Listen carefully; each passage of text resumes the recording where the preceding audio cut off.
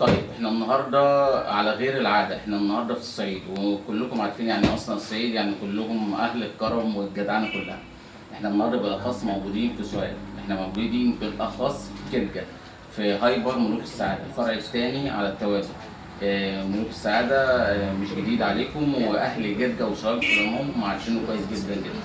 مش معروف بس باسمه، كمان معروف بالتيم واصحابه يعني ما شاء الله. احنا النهارده اتشرفنا برجاله واتشرفنا بالاستاذ كارلوس. احنا النهارده خلصنا شغلنا كالعاده، ولكن انتوا كلكم اللي متابعيننا وعارفيني من زمان، انتوا عارفين ان احنا شغلنا ما بيقتصرش بس على الشغل، ولكن احنا مكسبنا مش مكسب بنديات او شغلنا، احنا بنكسب شخصيات جديده في محافظات جديده. احنا النهارده اتشرفنا جدا بالاستاذ كارلوس وكل التيم الموجود وكل الناس الموجوده. بصراحه الشغل النهارده على اكمل وجه ما شاء الله، الناس دي كويسه جدا جدا، عاملين شويه عروض كويسه جدا جدا بمناسبه الافتتاح.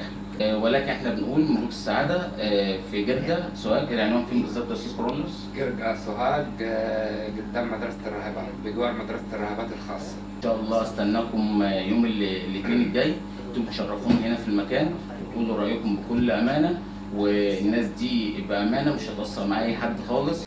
وكالعاده بلاي ستيشن خرجت عن السيطره، استنونا ان شاء الله في افتتاحات جايه كتير جدا جدا، والى اللقاء.